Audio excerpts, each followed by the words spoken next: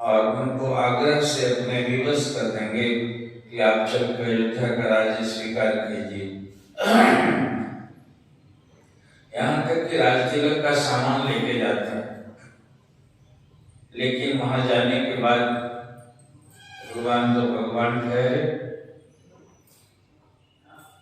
तब तक से जब तक ये जा रहे थे तब तक इनका प्रेम सकामी था कि वे उनका आग्रह था कि भगवान स्वीकार करें उनके राज्य को और मैं उनके बदले में बन जाता हूँ या जो भी कुछ योजना रही हो। लेकिन भगवान तो पूर्ण निष्काम थे और वे तो परम ज्ञान संपन्न थे। बैठो बैठो नहीं बैठो। इसलिए उनसे प्रेम करके कैसी स्थिति हो गई भरत की कि उस प्रेम की जो उच्च दशा है या शुद्धतम प्रेम का स्वरूप है वह लेकर वहां से वापस आते हैं। बहुत बहुत मनाने जनाने के बाद में जनक जी वहां पहुंचते हैं और उनको मध्यस्थता के लिए कहा जाता है कि आप बीच-बीचाव करें। राम अपने धर्म पर अड़िग हैं और अपने प्रेम और आग्रह पर अड़िग हैं भरत, दोनों के बीच में। और जनक तो खुद ही ब्रह्मज्ञानी थे, वे कैसा समाधान निकालते हैं वे। उस बीच में उनकी मति भी अजब सी स्थिति हो जाती है। गुरुदेव और तमाम सारे लोगों ने उन्हीं को मध्यस्थ बना दिया। अब क्या करें? राम को धर्म से उतरने के लिए नहीं कह सकते, वे अपने धर्म पालन में हैं कि पिता की आज्ञा है और उन्होंने अपना वचन पूरा होने के लिए मान चाहे भी मुझे आज्ञा दी है, इसलिए मैं उस धर्म को नहीं छोड़ सकता। और ये कहते हैं कि अयोध्या के राजा तो दशरथ के बाद राम को होना चाहिए, इसलिए मैं उसे कैसे स्वीकार कर सकता हूँ। और इनका प्रेम भी इतना उन्नत कोटि का था कि प्रेमी यही चाहता है कि मुझे कष्ट हो तो हो, मेरे प्रेमास्पद को कष्ट नहीं होना चाहिए। और वे यहाँ तक कहते हैं, पहले तो गुरुदेव ने ये सुझाया था कि मैं राम को मना सकता हूँ, यदि तुम 14 वर्ष का वनवास झेल लो तो उसको लौटने के लिए कहा जा सकता है। लेकिन वो प्रेमी कैसा प्रेमी रहा होगा, तो कहते हैं कि महाराज 14 वर्ष नहीं, मैं जीवन भर कानन करम जन्म भर वासु, मैं इससे मेरे लिए सौभाग्य क्या होगा। वे 14 वर्ष को राज स्वीकार करके यदि लौटते हैं तो मैं जीवन भर वन में रहूंगा उनके 14 वर्ष के बदले में। अब ये सुन के मुनि की मति भी अजब सी हो जाती है। वे ब्रह्मज्ञानी वशिष्ठ भी निरुत्तर हो जाते हैं कि बाप रे, इतना बड़ा प्रेम, किस तरह का प्रेम रहा होगा। भरद्वाज के आश्रम का प्रसंग गुरुदेव सुनाया करते थे कि जब वहां ठहरे, एक रात का पड़ाव हुआ, तो ऋषि ने सोचा कि मेरे अतिथि हैं और उसी रास्ते से वहां ठहरते हुए भगवान राम भी गए हुए थे। वहां सारे लोग ठहरे, अयोध्या की प्रजा भी है, बड़ी भीड़ है, जमात जा रही है। अब उसमें ऋषि की कुटिया तो छोटी रही होगी, तो उन्होंने विश्वकर्मा को कह के रिद्धि सिद्धियों को प्रेरित कर दिया कि एक नगर ही बसा दो ताकि मेरे अतिथि उसमें सत्कार उनका हो और विश्राम कर सकें। उनको कल फिर यात्रा करनी है। और रिद्धि सिद्धियों को प्रेरित कर दिया कि इनके सारे सुख सुविधा का इंतजाम किया जाए, खाने का, सोने का, रहने का सारा इंतजाम। और एक नगर ही बसा दिया वहां पर। सब लोग चैन से खाए पिए और सो गए। देखो प्रेम कैसा है, सभी लोग प्रेमी थे, कोई कम नहीं था। अयोध्या की प्रजा भी, माताएं रही होंगी, गुरुदेव वशिष्ठ रहे होंगे, लेकिन सबने खाना स्वीकार किया और उसमें आराम से थक के सोए कि कल हमको यात्रा करनी है, थकान तो सबको होती है। और इसी रात में सोचे कि मैं देखूं कि मेरे अतिथि सुख से सोए हैं कि नहीं सोए हैं, और उनको देखने के लिए जब वो भ्रमण के लिए निकले तो सब लोग बिल्कुल खराटे भर रहे हैं, बड़े सुख की नींद सो रहे हैं। तो ऋषि को संतोष हुआ होगा कि वाह, बड़ा अच्छा इंतजाम है, मेरे अतिथि सुख से सोए तो हैं। एक जगह एक कमरे में जहां भरत थे वहां झांका तो बिरही रात के समय वीरासन में बैठे हुए हैं और जमीन पर बैठे हैं, बिस्तर पर नहीं, पलंग पर नहीं, और उस जमीन पर बैठे बैठे बिल्कुल अनवरत आंसू गिर रहा है, आंखों से निकल रहा है, और बस एक एक सांस पर जैसे जपा जप होता है वैसे राम राम राम राम कह रहे हैं और रो रहे हैं। और मुनि ने देखा कि वाह रे भरत, कि ऐसे सुख सुविधा के बीच में भी थका मांदा ये भी रही लेकिन नींद नहीं आती है। गुरु महाराज आशिक की परिभाषा बताते थे कि आशिकों की 6 निशानियां होती हैं। कम खुफ्तनो, कम गुफ्तनो, कुलदन आराम, कि कम बोलता है जिसको प्रेम की मार लग जाती है, वह कम बोलता है, कम खाता है, और नींद तो आती ही नहीं प्रेम के विरह में, और वो रोए जा रहे हैं।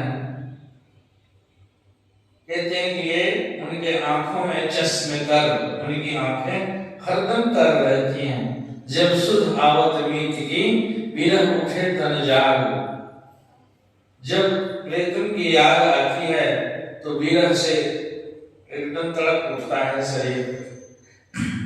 ऋषि देख के हैरान होते हैं, इतने थके मांदे होने के बाद भी भरत को नींद नहीं थी। तेहीपुर बसत भरत बिनु रागा, चंचरी द्विजिम चंपक भागा। उस सुख सुविधा के बीच में भी और ऋषि कह पढ़ते हैं कि मेरे जीवन भर की तपस्या के फल से राम का दर्शन हुआ। वे नारायण थे और राम के दर्शन के का फल हुआ जो भरत तुम्हारे जैसे प्रेमी का दर्शन हुआ। इतना भी प्रेम होता है किसी को? तो उस पटेली का प्रेम था।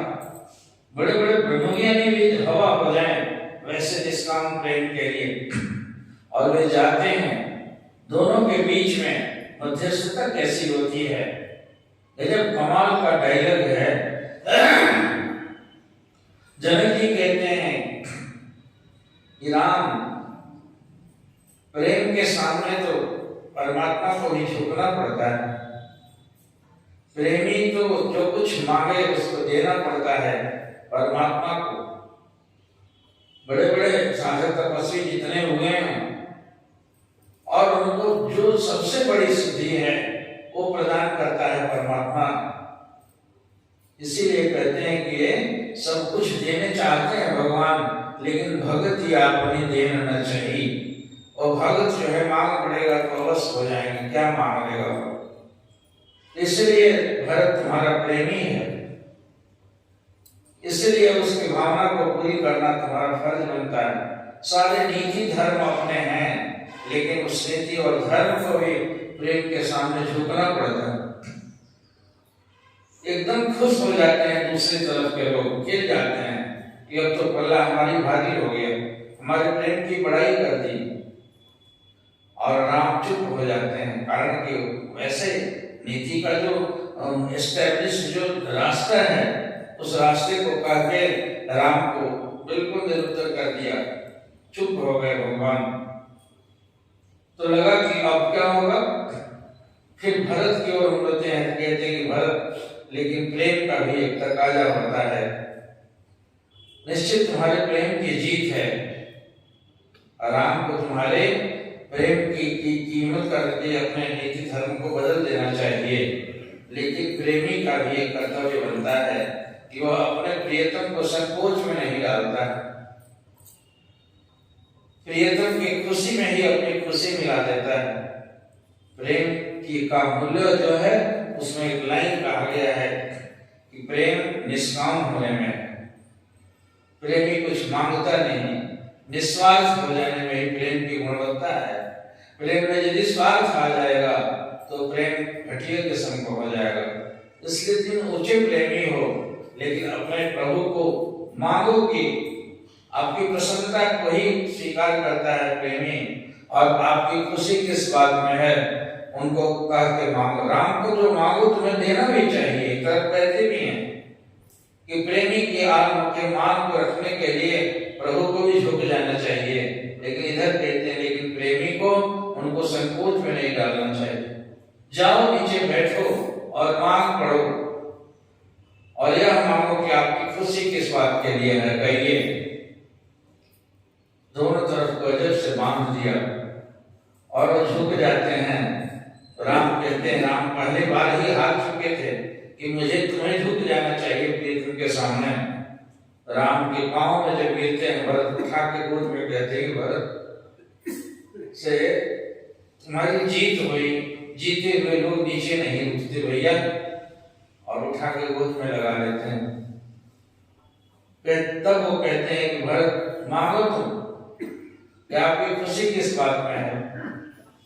तब वो कह पड़ते हैं कि 14 वर्ष तक तुम राजा बन के नहीं सही, मेरे उस धर्म पालन में मैंने स्वीकार किया कि अयोध्या का राजा भी मैं हूँ, और भगवान की गुरुदेव पिता की आज्ञा के लिए मैं बन भी जाऊंगा, लेकिन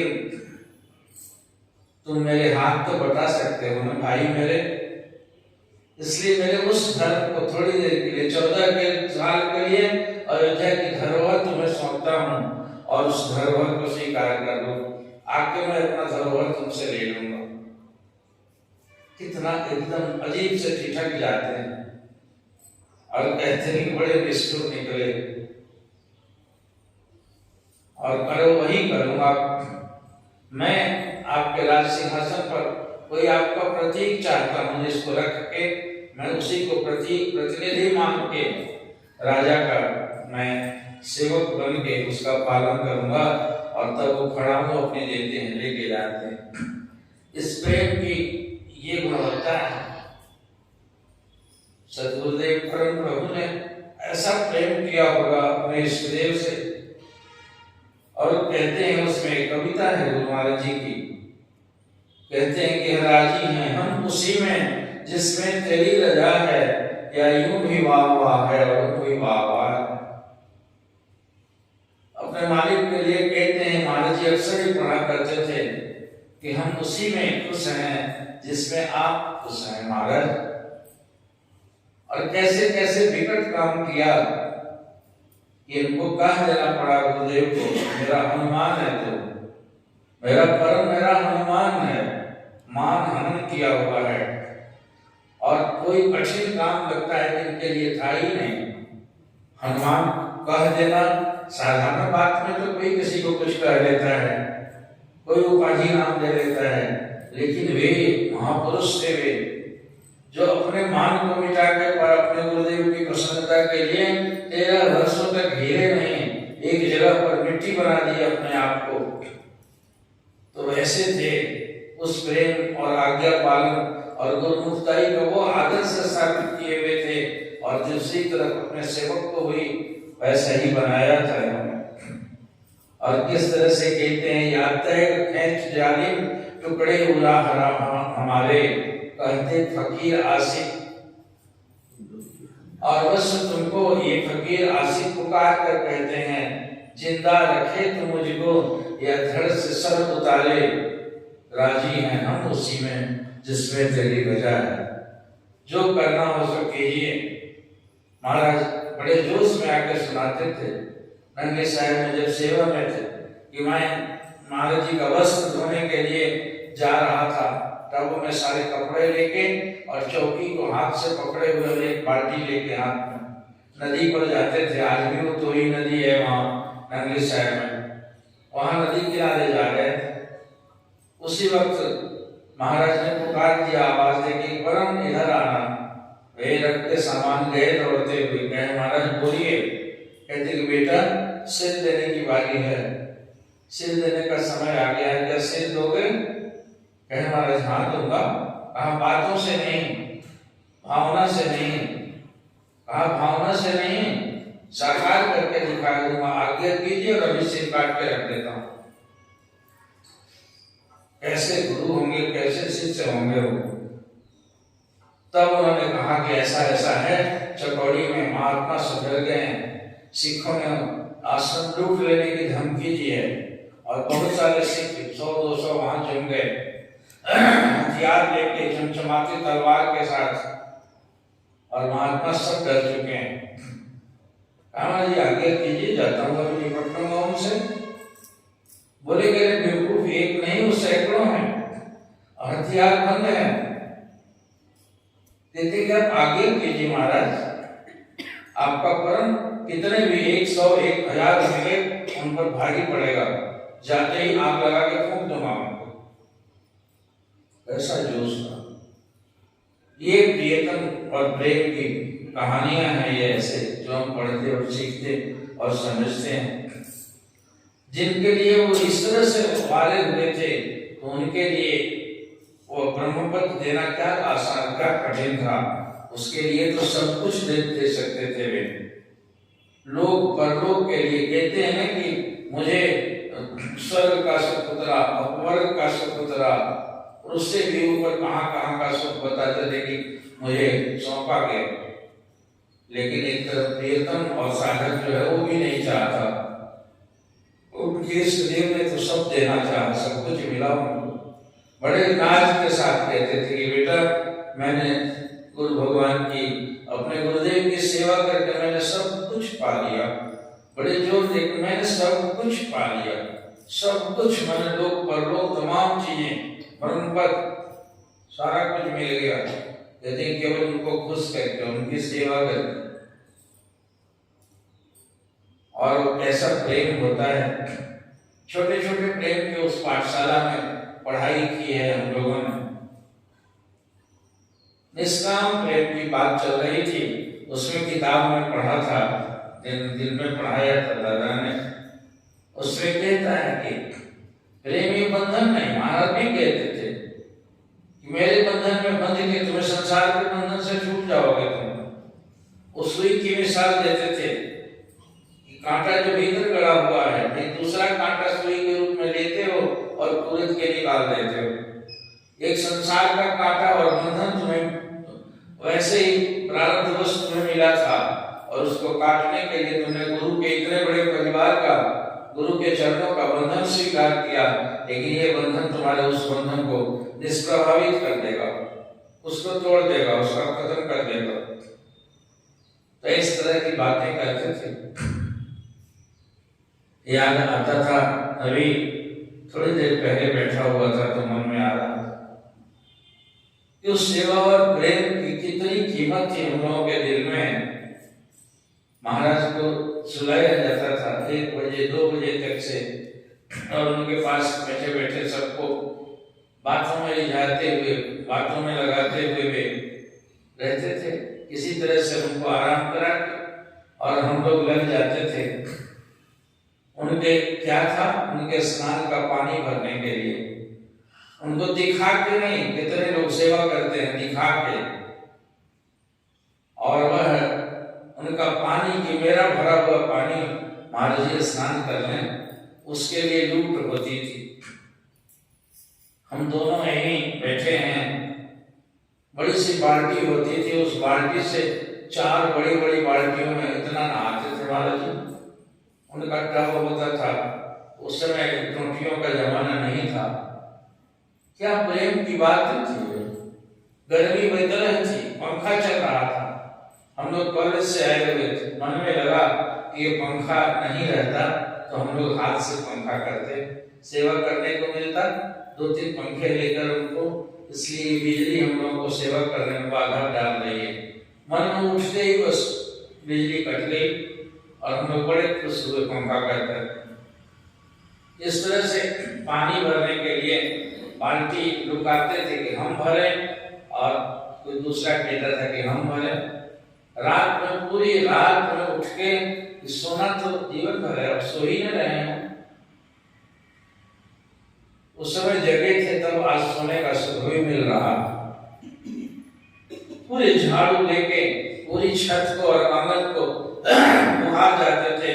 ये कितना पुआल का तिनका तक न मिले महाराज के रास्ते में, गंदगी ना हो कुछ।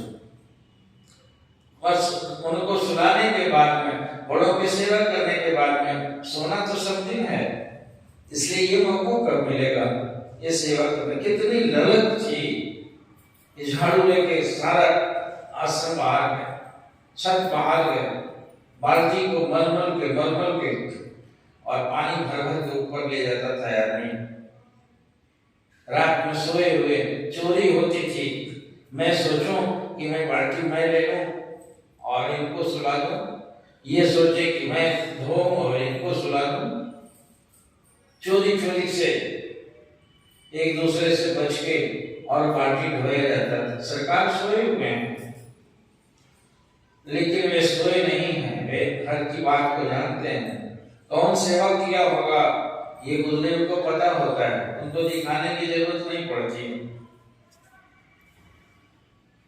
स्टेज सजाते थे हम लोग कई दिनों से, जब उनको मंच पर बैठना होता था, कागज के इतने लाल पीले फूलों से स्टेज सजाते थे और बस उतने दिन में कितने दिन में सजावट क्या क्या, जैसे भी उस समय साधन कम था, जिस तरह से सजाया जाता था और आके वे स्टेज पर बैठ के एक बार ऐसे ताक के हंस देते थे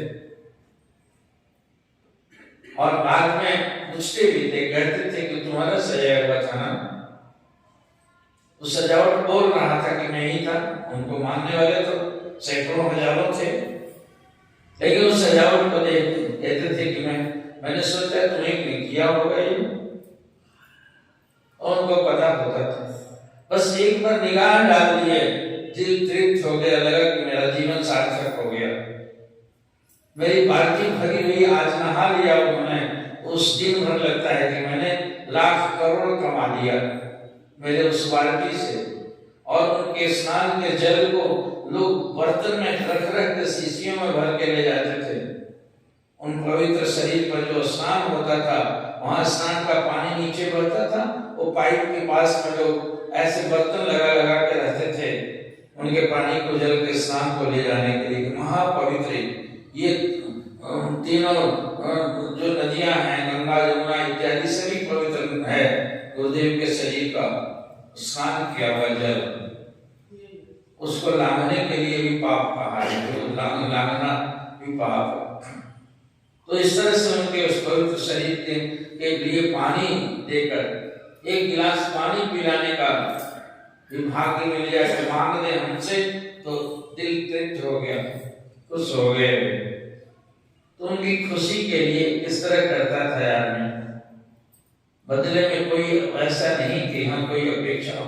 चुपके से सेवा करती, उनको जानने भी न दिया कि हुआ।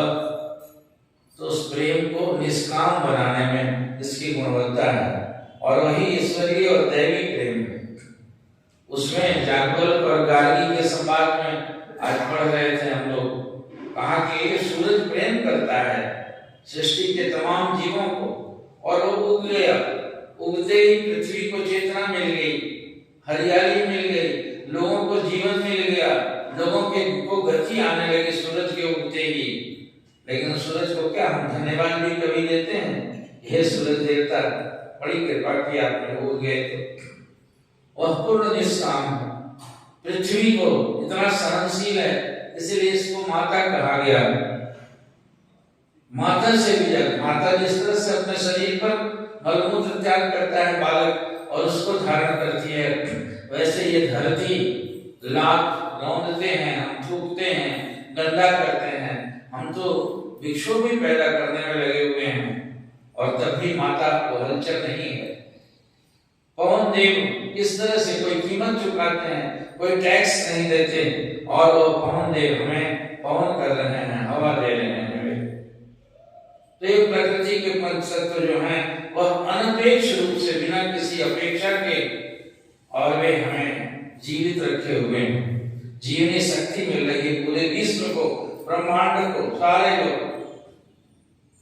तो इस तरह के प्रेम को कहा जाता है जो प्रेम बिना अपेक्षा के होता है। इष्ट को प्रेम, सद्गुरु को प्रेम, भगवान को प्रेम कुछ इसी कैटेगरी का है।